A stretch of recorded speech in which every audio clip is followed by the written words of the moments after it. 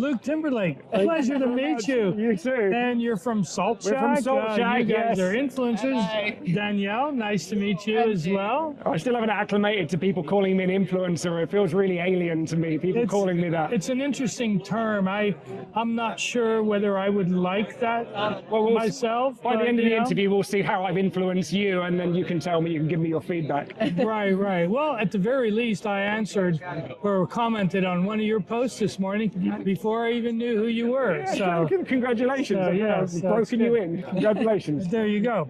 So this is your first time in Sainte-Marie. It is. This is our first time here. Why don't you tell us a little bit about what you think of this? So previously we've acclimated to Munich. We go to Munich every single year. This is our first time coming to Sainte-Marie, and the experience is profoundly different to what it is in Munich.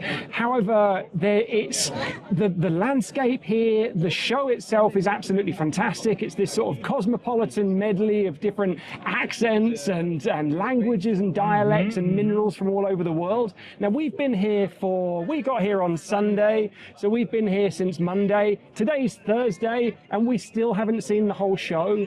We walk around, we're like, we haven't been down there. Oh, we haven't been down there. So it's just, the scale is absolutely fantastic. And it'll continue. You'll keep going, and you'll go, oh wait, I didn't see this yet, you know? Yeah. And have you been down to the gem side of things yet? We've been down to, so every single time we go to a gem show, or every time we go to a mineral show, it's Danielle follows me around the mineral section like we're in now, and every single time we go to the gem or the jewelry section, you're following her? I'm following her, so I'm Pikachu following Danielle around the gem show. So we've been here mainly for most part of the show, went to the gem show for a day, and I just got so tired I sat down on a chair and just fell asleep, because I gave Danielle the business card, she wandered off. I woke up terrified because she'd been gone for ages. But, my, that's fantastic though. Yeah, so it's a completely different world here. It's not like any other show, and I think that's what makes the charm of this place. It's beautiful. This outside area is beautiful. So you call it Beauty and the Beast. Yeah, Beauty and the Beast. Very much so. So we're in Riberville, just down the road from here, and you come out of your hotel in the morning, and it's like the opening scene of Beauty and the Beast. You feel a little bit disappointed that all the locals aren't bursting through their shutters going bonjour, bonjour. But it's magnificent. The architecture is fantastic. The scenery is like something out of Sound of Music. It's beautiful here. Yeah, I mean, this is a very old area, a lot of history. Yeah. And when you get into the mountains, I think it adds to the charm. But the wine route, just at the edge of the mountains, is pretty good. Do you guys visit any vineyards? Or no, not yet. So I don't drink for halfway through the year, right? So today is my 6-month anniversary of not drinking. I segregate my years up into 6 months of not drinking and then 6 months of drinking, and that ended today. So maybe tomorrow I'll make it to a vineyard. Maybe we should have done this interview tomorrow. It would have been a little bit more entirely exciting, different dynamic. It's me on a table and you talking up to me with a microphone. There we go. Yeah. So this is good. And so tell us a little bit about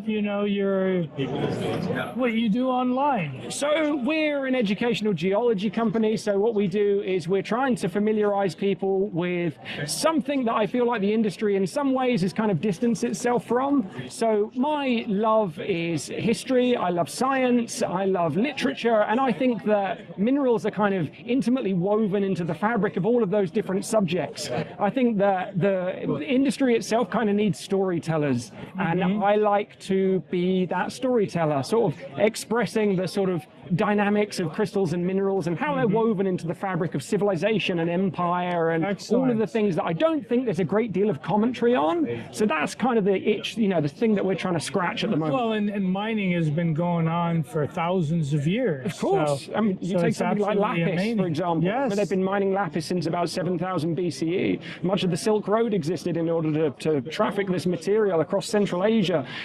We measure our history by materials. I mean, in England, where I'm from, we measure our history by the royal family. But what binds us together as a species is that we measure our history through materials. The Stone Age, the Iron Age, the Bronze Age, the Chalcolithic period. So it's the universal language that binds us together is these materials that we all love here at shows like this. Absolutely. So you have formal training in geology? Absolutely not. No? Absolutely none whatsoever. Because you said you're a geologist. geologist. No, I know, no. So Okay. we run an educational geology company. However, I came out of the health and fitness industry. So I did that for about That's 10 years. fairly obvious. It's very kind of you to say that. So I came out of the health and fitness industry about 10 years ago, and this is because our son was born quite profoundly disabled, which is not something we were expecting. And in quite short order, it ruined us financially because we were expected to be his carers, which we were happy to be, but it came with its own set of challenges. Oh, yes. So yes. Danielle, being the most industrious out of the two of us, she started a salt lamp business online. Now this is at a time when salt lamps weren't really there in the UK.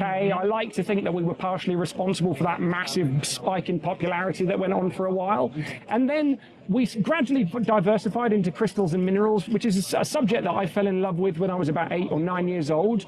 Now, when I was all of a sudden falling into this industry selling crystals and minerals, all of a sudden I started being asked questions that I was being asked in the health and fitness industry that made me feel quite uncomfortable. So I said, all right, if we're going to do this, we're going to do this through the lens of science. We're going to teach people and espouse this product through the lens of history and geography and geology and literature.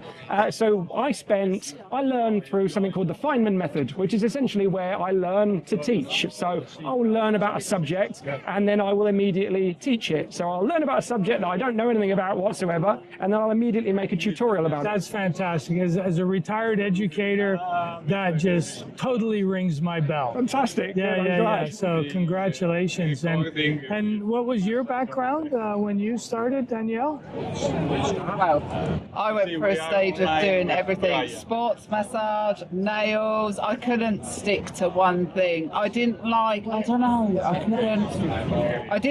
what I was doing until we did this. But I don't see it as a job. Everyone calls me a workaholic, but to me, yeah, I'm one of those people. It's not a job. It's fun. It's interesting. You get to meet so many different people, and everyone has a story, and it's just Well, it's to me, what you're doing is absolutely fantastic. I was born and raised in Europe. Yeah. I live in the U.S., in the best place in the world. But education was ingrained in me by my parents because every Sunday was a church, a castle, Roman ruins or something when I was a kid. And I was fascinated. I ended up being a scientist, but the rounded education you get in Europe is something that is absolutely fantastic. And I wish we had more of that in the everyone US. asks you to put on workshops, don't they? And they're like, we'll pay you, but you're like, I don't want to be paid. I should be given. I get asked quite a lot to do talks and things like this, and I don't mind. I like the idea of doing that. But the conversation, the preliminary conversation, always centers around money, and I don't really like the idea of charging for education. I don't have any problem with people that do that, but I don't like the idea of commoditizing education. I think that everyone should have an opportunity to learn, and I don't think that should be behind a paywall. This is just my opinion, and this is my attitude. So I've recently written a book, for example, which has only recently been released. Now that when people ask me to come and do talks and things like that, at least then I have a commodity that I can kind of monetize without having to charge people and thereby commoditize education. It's something I'm hopefully going to start doing progressively more and more this year. Well, that's absolutely fantastic. I'm really thrilled to hear this. I'm thrilled to meet you. You too. And I think all of our viewers are going to be absolutely delighted to get to hear from you. And I hope so. Really, I've been watching for a very, very, very long time. It's something that I was very nervous before I came on here. Danielle will tell you I've been sweating through my shirt all day, anxious about doing this, but I'm very glad that but you look fit, so it doesn't matter. So thank you very much. That's very kind of you. Thank you very much. I appreciate that. All right. Can I get you to write that down? Yeah, sure.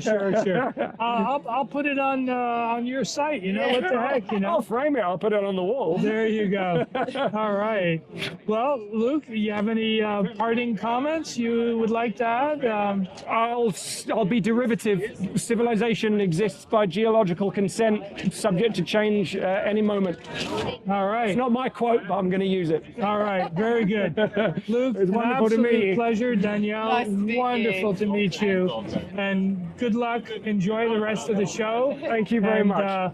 we look forward. I look forward to seeing this film because it's going to be really important, I think, for everybody. Fantastic. That means a lot to me. Thank you. All right.